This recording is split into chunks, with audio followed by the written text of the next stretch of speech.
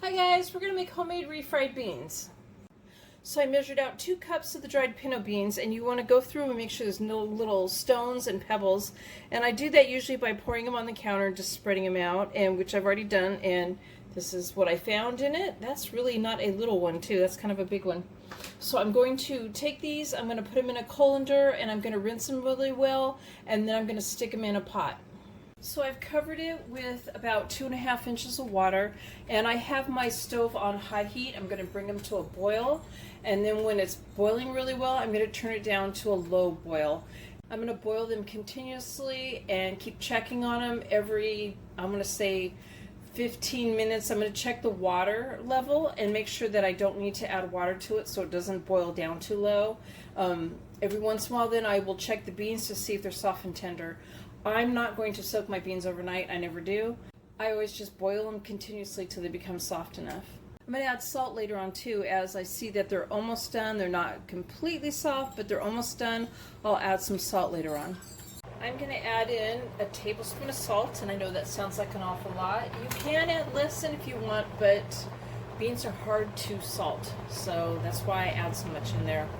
Cook it for just a little bit longer. They're pretty much soft now, but I'm just going to let it cook with the salt added into it for about 5 minutes. So I'm heating up a large cast iron skillet on medium heat, and I have 2 large tablespoons of vegetable shortening. I believe traditionally it would be lard that would be used, but this is what I have right now is vegetable shortening. And I have strained my beans and saved the juice from the beans to the side. And this is going to pop a little bit. Sometimes I add a tablespoon less of the lard to the pan, and I put a couple pieces of bacon in there and fry that up and use that as part of the grease. But it's not necessary. It's just a very simple recipe. There's not a lot to it. I'm going to mash it up, and also the broth, or the bean water, I guess is what you would call it. As you're smashing the beans, you want to add some of that to it when it starts, getting a little bit dry. And right now it looks about time where I could add some of it.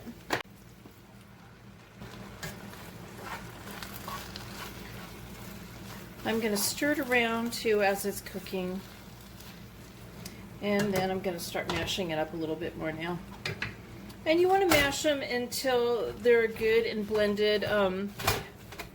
Some of the beans not getting mashed is fine.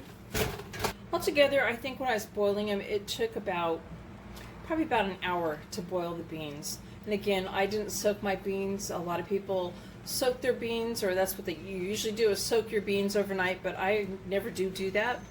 And now I'm going to stir it some more, probably add some more of the liquid to it. It'll melt while it's still hot. So there's my homemade refried beans. I hope you guys like this video. Please give it a thumbs up, and thank you guys for watching. Bye.